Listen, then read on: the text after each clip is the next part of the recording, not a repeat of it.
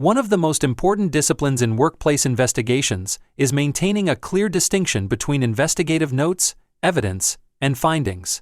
Although these three elements are connected, they serve very different purposes in the investigation process. Confusing them can create problems. With objectivity, transparency, and legal defensibility, a professional investigator must understand that notes are not the same as evidence, and evidence is not the same as findings. Each represents a different stage in the journey from information gathering to decision making. Let's begin with investigative notes. Investigative notes are the contemporaneous record of the investigation process. They capture what happened during the investigation as it occurs, including interview responses, questions asked, documents reviewed, observations made, and actions taken by the investigator. The primary purpose of notes is to help the investigator accurately reconstruct events later.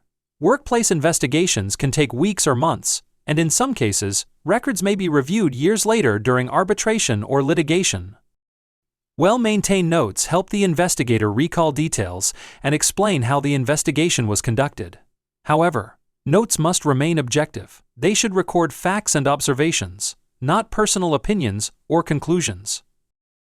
For example, an investigator may record, "The witness paused for approximately 20 seconds before answering and appeared to be crying."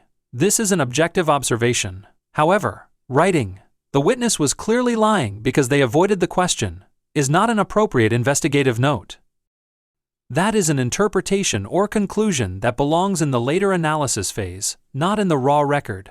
Investigative notes should also avoid premature findings. The purpose of notes is to capture information, not to decide the outcome before all evidence has been reviewed. From a legal perspective, notes are usually considered a tool to assist memory. They may not necessarily prove that misconduct occurred, but they can demonstrate how the investigation was conducted and whether the process was fair and thorough. Now let's move to evidence. Evidence is the information used to establish whether an alleged fact is true or false. It is the foundation upon which findings are built. Evidence can come in many forms. The first is testimonial evidence, which includes information provided by complainants, respondents, and witnesses through interviews or written statements. The second is documentary evidence, such as emails, text messages, policies, attendance records, payroll information, access logs, or other organizational records.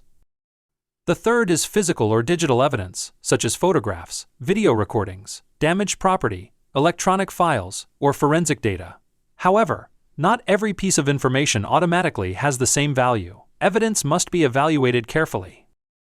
Investigators consider factors such as reliability, relevance, consistency, and whether the information is directly connected to the issue being investigated. It is also important to understand the difference between evidence and proof.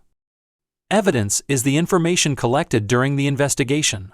Proof is the level of confidence reached after evaluating all available evidence together. For example, one witness statement may provide evidence. However, when that statement is combined with emails, records, and other witness accounts, the overall body of evidence may become strong enough to support a finding. The final stage is findings. Findings are the conclusions reached after the investigator has reviewed and analyzed the totality of the evidence. A finding answers the central question of the investigation. Is the allegation substantiated, unsubstantiated, or unable to be determined based on the available evidence? In most workplace investigations, the standard used is the balance of probabilities, sometimes described as more likely than not. The investigator is not deciding whether something was proven beyond reasonable doubt, as would be required in a criminal court. Instead, the question is whether the evidence shows that the alleged conduct more likely occurred than did not occur. A proper finding must be connected directly to the evidence. It should explain the reasoning process and show why certain evidence was considered more reliable than other information. Findings should never be based simply on personal impressions, assumptions, or a feeling about who is telling the truth. This is especially important when considering demeanor. An investigator may record demeanor observations in their notes, such as hesitation, emotional reactions, or changes in behavior. However, those observations should only be considered carefully as part of a broader credibility assessment. Demeanor alone should never determine the outcome. Another important distinction is between findings and recommendations. A finding describes what the investigator concludes happened based on the evidence.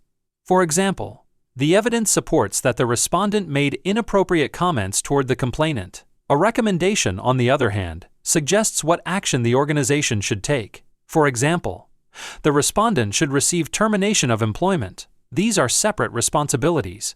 Many experts recommend keeping recommendations outside the investigation report because the investigator's primary role is to determine facts, not to decide disciplinary outcomes.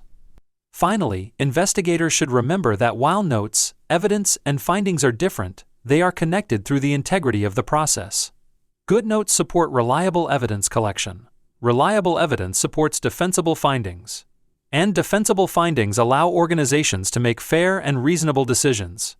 Maintaining these distinctions helps ensure that workplace investigations remain objective, transparent, and capable of withstanding scrutiny from employees, unions, regulators, arbitrators, and courts.